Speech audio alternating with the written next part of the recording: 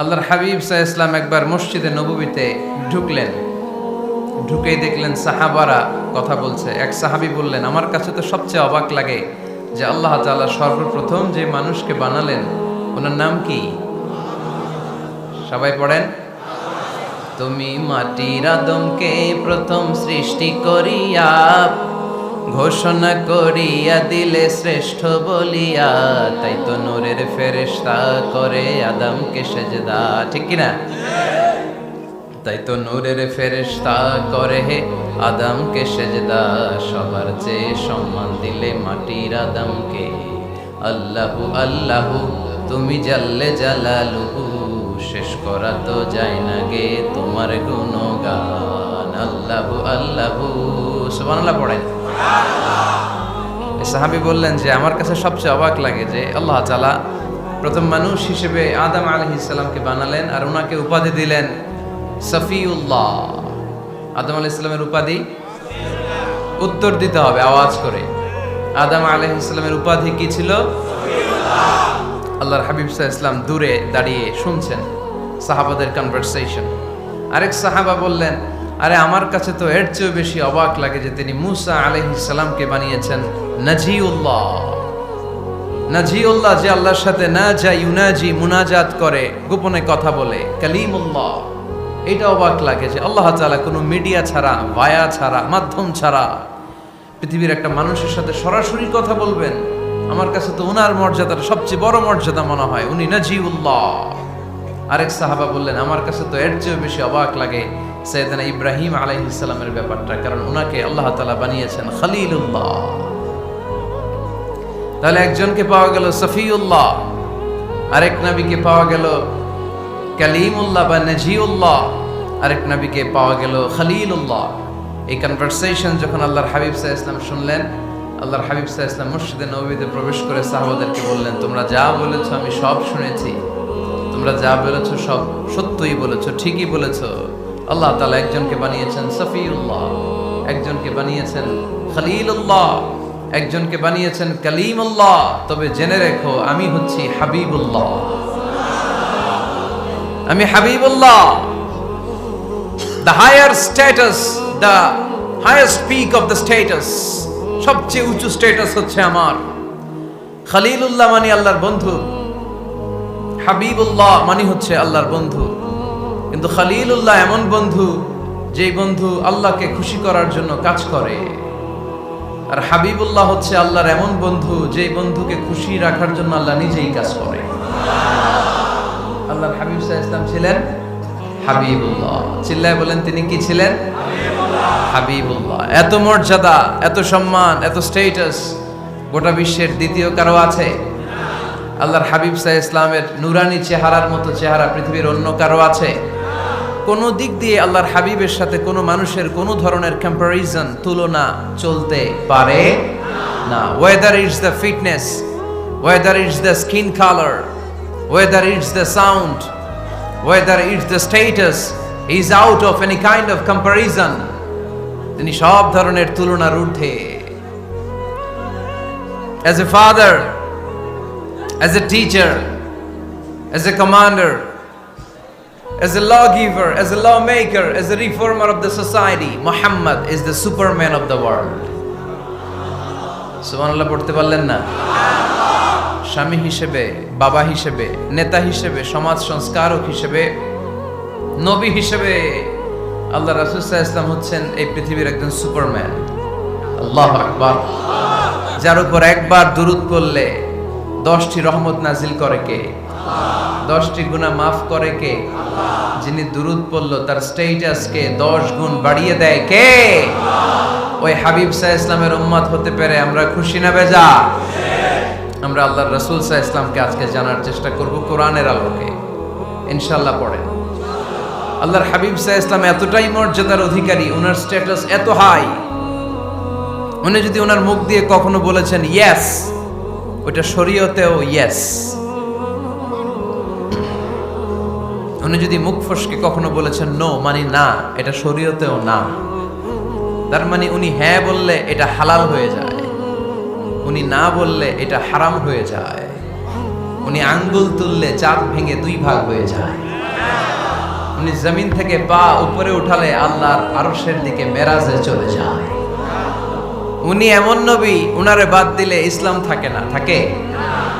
উনি এমন রাসূল, উনারে বাদ দিলে কোরআন বোঝা যায় না, কারণ কোরআন ওনার উপর নাজিল করেছে কে? উনি এমন হাবিব যাকে বাদ দিলে হাদিস বোঝা যায় না, কারণ এই হাদিস হচ্ছে এই প্রিয় নবীর মুখনিসৃত বাণী, ঠিক কি না? উনি এমন রাসূল যাকে বাদ দিলে সালাত বোঝা যায় না, কারণ সালাত কেমন করে পড়তে হয়, আদায় করতে হয় বিশ্বনবী হাতে কলমে শিক্ষা দিয়েছেন, ঠিক কি না? এক সাহাবী সালাত পড়ছিলেন, সালাত পড়ে আল্লাহর হাবিব সাল্লাল্লাহু আলাইহি ওয়াসাল্লামের কাছে আসলেন। আল্লাহ রাসূল বললেন, সাল্লি ফা ইন্নাকা লাম তুসাল্লি, রিপিট ইউর সালাহ because you didn't offer your সালাহ ইন এ কারেক্ট ওয়ে। আবার নামাজ পড়া হয় নাই। সাহাবী যে আবার পড়লেন, আবার আসলেন, আল্লাহর হাবিব বললেন আবার পড়ো, হয় নাই।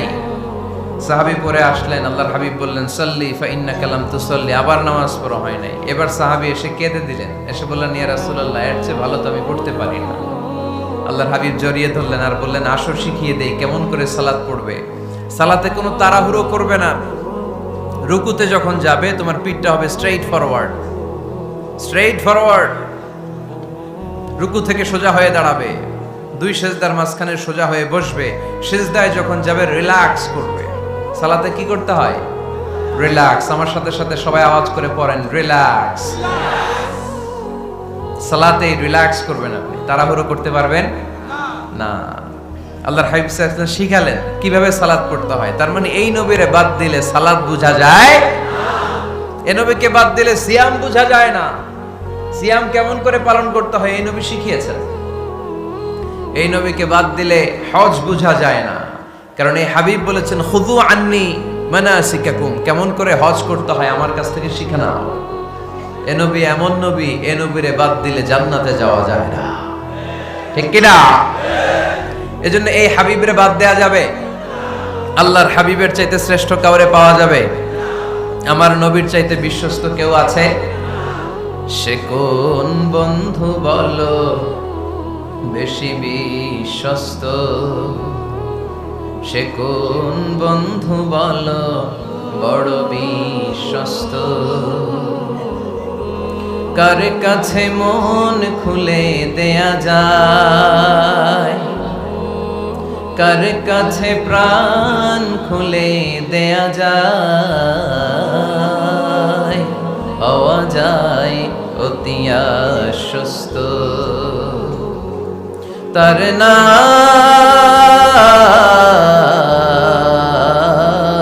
আহমদ, বড় বিশ্বস্ত। সুবহানাল্লাহ। ওনার চাইতে বিশ্বস্ত গোটা দুনিয়ায় দ্বিতীয় কাউকে খুঁজে পাওয়া যাবে?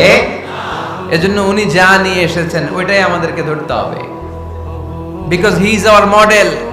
তিনি আমাদের সেলিব্রিটি, তিনি আমাদের মডেল। তিনি যেমন যেমন করেছেন তেমন তেমন করলে লাভ না লস? আওয়াজ করে বলতে হবে লাভ না লস? এজন্য আল্লাহর হাবিব সাল্লাল্লাহু আলাইহি ওয়াসাল্লামের আদর্শই আমাদের আদর্শ, ঠিক কি না? ওমা আতাকুমুর রাসূলু ফাখুযুহু ওমা নাহাকুম আনহু ফান্তাহু। Whatever he brings with, take it. Whatever he forbids, abstain from it. তিনি যা নিয়ে এসেছেন ধরো, তিনি যা নিষেধ করেছেন ছাড়ো। পারা যাবে? আমি প্রশ্ন করি, উত্তর দেন। তিনি যা নিয়ে এসেছেন ধরো। আওয়াজ করে বলবেন, তিনি যা নিয়ে এসেছেন ধরো, তিনি যা নিষেধ করেছেন এতেই কল্যাণ, দুনিয়াতেও কল্যাণ, আখিরাতেও কল্যাণ, ঠিক কি না? যা নিয়ে এসেছেন এতে বারাকাত, যা নিয়ে এসেছেন এতে কল্যাণ, যা নিয়ে এসেছেন এতে রাহমা। যেটাই নিষেধ করেছেন ওটার মধ্যে গজব, ঠিক কি না? যেটাই নিষেধ করেছেন ওটার মধ্যে ক্ষতি, যা তিনি বারণ করেছেন ওইটাতে লস। আমরা লসের খাতায় নাম তুলতে চাই না। এজন্য আল্লাহর হাবিব সাল্লাল্লাহু আলাইহি ওয়াসাল্লাম যা নিয়ে এসেছেন আমরা সেটাই ধরব, যা থেকে তিনি বারণ করেছেন ওটা ছাড়বো। আমি খুতবার শুরুতে এই আয়াতটাই তেলাওয়াত করেছি। আল্লাহ ইরশাদ করছেন, ওমা আতাকুমুর রাসূলু ফাখুযুহু ওমা। আমাদের মডেল হচ্ছে নবীরা, ঠিক কি না? নায়ক নায়িকা, গায়ক গায়িকা, ক্রিকেটার, বিজনেস ম্যাগনেট, এরা আমাদের মডেল নয়। আমাদের মডেল হচ্ছে বিশ্বনবী মুহাম্মদ সাল্লাল্লাহু আলাইহি ওয়াসাল্লাম। ইউরোপে বর্তমানে এই নামটা সবচেয়ে বেশি জনপ্রিয়, MUHAMMAD। সুবহানাল্লাহ পড়বেন না? সবচেয়ে জনপ্রিয় নাম কি? মুহাম্মদ। কারণ ইউরোপের মুসলিম ইয়াং সোসাইটির ছেলেরা এমন ভাবে তারা দাওয়াতি কাজ করতে শুরু করেছে, বিষ্ণু ঈসা ইসলামের নামটা গোটা ইউরোপ জুড়ে ছড়িয়ে পড়েছে। কিছু ছেলে ক্লিনলিনেস অ্যাওয়ারনেস ক্যাম্পেইন করেছে, পরিচ্ছন্নতা অভিযান। যেখানেই ময়লা ক্লিন করে, কিন্তু কোনো কথা বলে না। প্রত্যেক একটা টি শার্ট গায়ে দেয়, একটা গেঞ্জি পরে, ওই টি শার্টের পেছনে লেখা থাকে MUHAMMAD, মানে কি? মুহাম্মদ। যারাই তাদের কার্যক্রম দেখে, তারা দেখে তাদের গেঞ্জির পিছনে লেখা MUHAMMAD। কি চমৎকার আইডিয়া! ইউরোপিয়ান লোকদের মাথায় চিন্তা, কারা এরা, এত ভদ্র কেন, এত পরিচ্ছন্নতার অভিযান করে, আর তাদের গেঞ্জির পিছনে এই শব্দটা লেখা কেন, MUHAMMAD? Who is this personality? We don't know anything about him. আমরা তো কিছু জানি না ওনার ব্যাপারে। Then they search in Google. তারা গুগল করে, ইন্টারনেটে সার্চ দেয়, মুহাম্মদ লিখে। ইন্টারনেট তাদেরকে মুহাম্মদ সাল্লাল্লাহু আলাইহি ওয়াসাল্লামের জীবনী দিয়ে দেয়। তারা মনের অজান্তেই বিশ্বনবীর জীবনী জেনে বিশ্বনবীর আশিক হয়ে যায়, বিশ্বনবীর প্রেমে পাগল হয়ে যায়। যাদের নসিব ভালো, অনেকে কালিমা পড়ে মুসলমান হয়ে যায়। এজন্য বিশ্বনবী সাল্লাল্লাহু আলাইহি ওয়াসাল্লাম তিনি হচ্ছেন আমাদের মডেল, ঠিক কিনা? তিনি যা এনেছেন সেটা আমরা ধরবো, তিনি যা নিষেধ করেছেন সেটা আমরা ছাড়বো। আমরা যদি আল্লাহর ভালোবাসা পেতে চাই, বিশ্বনবী সাল্লাল্লাহু আলাইহি ওয়াসাল্লামের আনুগত্যের দরকার আছে না নাই? এজন্য আল্লাহ বললেন, কুল ইন কুনতুম তুহিব্বুনাল্লাহা ফাত্তাবিউনি ইউহিব্বুকুমুল্লাহ ওয়া ইয়াগফির লাকুম যুনুবাকুম ওয়াল্লাহু গফুরুর রহিম। আল্লাহকে যে পাইতে চায়, হযরতকে ভালোবেসে আরশ কুরসি লৌহ কালাম না চাইতে পেয়েছে সে। রাসূল নামের রশি ধরে যেতে হবে আল্লাহর ঘরে। নদী তরঙ্গে যে পড়েছে ভাই দরিয়াতে, সে আপনি মেশে হযরতের অনুসরণে আরশ কুরসি লৌহ কালাম না চাইতে পেয়েছে সে। সুবহানাল্লাহ পড়ে। এজন্য আল্লাহর হাবিব সাল্লাল্লাহু আলাইহি ওয়াসাল্লামের ভালোবাসা আমাদের অন্তরে থাকার দরকার আছে না নাই? আনুগত্যের দরকার আছে না নাই? তাহলেই আল্লাহর ভালোবাসা পাওয়া যাবে, ঠিক কি না? আজকে আমরা কোরআনের আলোকে আল্লাহর হাবিব সাল্লাল্লাহু আলাইহি ওয়াসাল্লামকে চিনব। আমরা কোরআন থেকে জানার চেষ্টা করব তিনি কেমন ছিলেন, কেমন ছিলেন আমার প্রিয় রাসূল। কোরআনুল কারীম থেকে যদি আমরা বিষ্ণু ঈসা ইসলামের পরিচয় জানতে চাই, কোরআন সর্বপ্রথম আল্লাহর হাবিবের যে পরিচয়টা আমাদেরকে দিবে, কোরআন বলবে তিনি হচ্ছেন রাসূলুল্লাহ। আমাদের প্রিয় নবীর সবচেয়ে বড় টাইটেলের নাম কি? রাসূলুল্লাহ। সবাই আওয়াজ করে পড়বেন, টাইটেলটার নাম কি? পৃথিবীতে এর চেয়ে বড় টাইটেল আছে? এমপি বলেন, মন্ত্রী বলেন, যাই বলেন না কেন, ধনকুবের বলেন, রাসূলুল্লাহর উপরে কোনো টাইটেল নাই, ঠিক কিনা?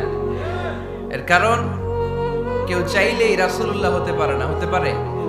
আমরা সবাই মিলে যদি একজনের ভোট দেই, উনি তো রাসূল হয়ে যাবে, তাই না? হবে না? ভোট দিয়ে রাসূল বানানো যায় না? আমাদের মানব জাতির সাথে যদি জিন জাতি একাত্মতা পোষণ করে, মানব জাতি আর জিন জাতিও যদি ভোট দেয়, তাহলে তো রাসূল হবে। ফেরেশতারা যদি বলে আমরাও আছি সাথে, তাইলেও রাসূল বানানো যাবে না। তার মানে রাসূল ইলেকশনে হয় না, রাসূল হয় সিলেকশনে। আর সিলেক্ট করেন কে? আল্লাহু ইয়ালামু হাইসু ইয়াজআলু রিসালাতাহ। আল্লাহই ভালো জানেন তিনি কাকে রাসূল বানাবেন। এজন্য চাইলেই রাসূল হওয়া যায় না, ভোট দিয়ে রাসূল বানানো যায় না। রাসূল সিলেক্ট করেন একজন, চিল্লায় বলেন তিনি কে? এজন্য কালামুল্লাহ মাজিদে বিশ্বনবীর সর্বপ্রথম যে পরিচয়টা পাওয়া যায়, কোরআন আমাদের সামনে আমাদের নবীর পরিচয় করিয়ে দিচ্ছেন। মুহাম্মাদুর রাসূলুল্লাহ ওয়াল্লাযীনা মা'আহু আশিদ্দাউ আলাল কুফফারি রুহামাউ বাইনাহুম। কোরআন সর্বপ্রথম বিশ্বনবীর পরিচয় আমাদের সামনে তুলে ধরলেন আর বলল, কোরআন আমাদেরকে জানিয়ে দিল আমাদের প্রিয় নবীর প্রথম টাইটেল হলো, তিনি হলেন রাসূলুল্লাহ সাল্লাল্লাহু আলাইহি ওয়াসাল্লাম। তাহলে আল্লাহর হাবিব সাল্লাল্লাহু আলাইহি ওয়াসাল্লামের প্রথম পরিচয় রাসূলুল্লাহ। আওয়াজ করে বলেন তো প্রথম পরিচয় কি? রাসূলুল্লাহ।